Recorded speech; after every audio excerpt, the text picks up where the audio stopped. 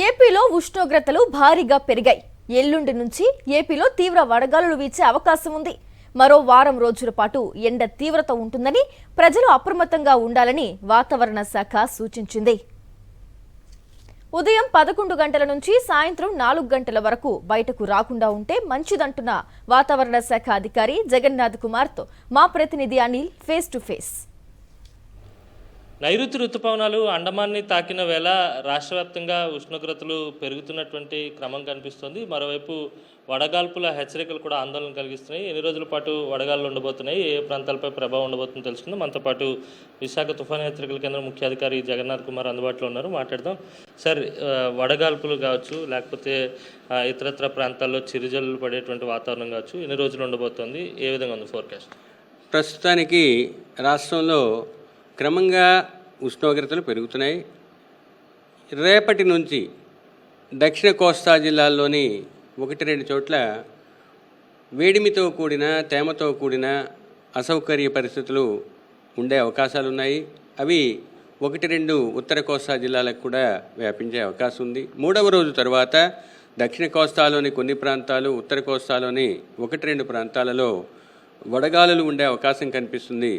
7వ రోజు వరకు క్రమేపీ వడగాలులు కోస్తా ప్రాంతాల్లోని ఉన్న జిల్లాలకు వ్యాపించే అవకాశాలు ఉన్నాయి. ఇది ప్రస్తుతానికి ఉన్న వాతావరణానికి కొంచెం విభిన్నంగా ఉన్నప్పటికీ రేపటి నుంచి ఉష్ణోగ్రతలు క్రమంగా పెరిగే అవకాశం ఉంది. ఇక 1వ రోజు నుంచి 5వ రోజు వరకు కోస్తా జిల్లాల్లో 1-2 చోట్ల తేలికపాటి నుంచి మోస్తరు వర్షాలు 1-2 చోట్ల పడే అవకాశం, ఉరుములు మెరుపులు ఈదురుగాలులు 1-2 చోట్ల వీచే అవకాశాలు కనిపిస్తున్నాయి. 3వ రోజు నుంచి క్రమేపీ ఉష్ణోగ్రతలు పెరిగే అవకాశాలు ఉన్నాయి. 3వ రోజు తర్వాత ముఖ్యంగా దక్షిణ కోస్తా, దానికి ఆనుకుని ఉన్న ఉత్తర కోస్తాలోనూ, 3వ రోజు తర్వాత 7వ రోజు వరకు క్రమేపీ మిగతా ప్రాంతాల్లోనూ 1-2 చోట్ల వడగాలులు వీచే అవకాశం ఉంది. రాయలసీమలో రాబోయే 5 రోజులు కూడా ఉష్ణోగ్రతలు 40 డిగ్రీల నుంచి 43 డిగ్రీల వరకు గరిష్టంగా ఉండే అవకాశాలు కనిపిస్తున్నాయి. వడగాల్పుల తీవ్రత ఉంటుందంటున్నారు కదా, ప్రజలకు ఎటువంటి హెచ్చరికలు కానీ సూచనలు కానీ చేస్తారు? ఒకటి, ఈ వడగాల్పుల వల్ల సాధారణంగా శరీరంలో ఉన్న వాటర్ కంటెంట్ తగ్గిపోయి డీహైడ్రేషన్ వచ్చే అవకాశాలు ఉంటాయి, క్రాంప్స్ కూడా వచ్చే అవకాశాలు ఉంటాయి. కాబట్టి ముఖ్యంగా 11 o'clock అంటే ఉదయం 11 నుంచి 4 గంటల మధ్య కాలంలో ఆరు బయట ముఖ్యంగా బహిరంగ ప్రదేశాల్లో తిరగకుండా ఉండటం మంచిది. మరియు ఇటువంటి సమయాల్లో నీడ పట్టున ఉండటం ఒక సలహా. రెండవది, బాగా దాహం వేసినా లేకపోతే డీహైడ్రేషన్ అనిపించిన ఓరల్ రీహైడ్రేషన్ సాల్ట్స్ ఉన్న వాటర్ని తీసుకోవాలి.